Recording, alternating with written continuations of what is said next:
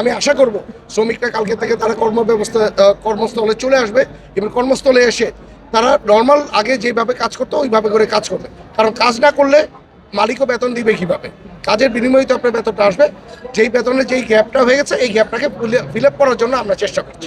Already শ্রমিকদের সাথে আমি কথা বলে আসছি যে আমি ফ্যাক্টরিতে ঢোকার আগে আমি বলে আসছি যে আমি এই ব্যবস্থাগুলি ওদের জন্য নিব। এখন আমরা এসে এখানে সবার সাথে কথা বললাম, এখানকার মালিক পক্ষের সাথে কথা বললাম, মালিক পক্ষেরও ওরা মেনে নিয়েছে যে ওরা কালকে থেকে ওদের কিছু বেতনটা দেওয়া শুরু করবে। ইভেন সামনের সপ্তাহের মধ্যে ডিউজ যত বেতন আছে সেটা ক্লিয়ার করে দেবে।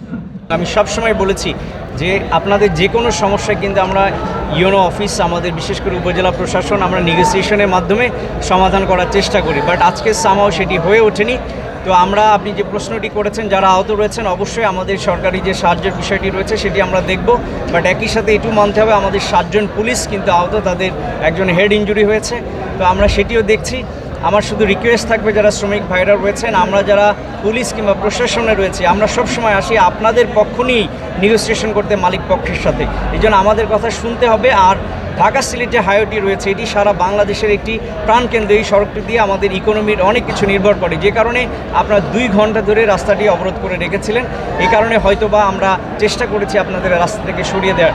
বাট আমরা, আমাদের এমপি মহোদয় এসছেন, এমপি স্যার আমাদেরকে নির্দেশনা দিয়েছেন যারা এখানে ছিলেন আন্দোলনে আপনাদের কারো চাকরিচ্যুত হওয়ার সম্ভাবনা নেই এবং আগামীকালের মধ্যে আপনাদের ডিসেম্বরের ডিউটি আপনারা পাবেন। আর আগামী বুধবারের মধ্যে আপনাদের জানুয়ারি মাসের বেতন এবং ওভারটাইম দুটোই আপনারা পাবেন, এই নিশ্চয়তা আমরা দিচ্ছি।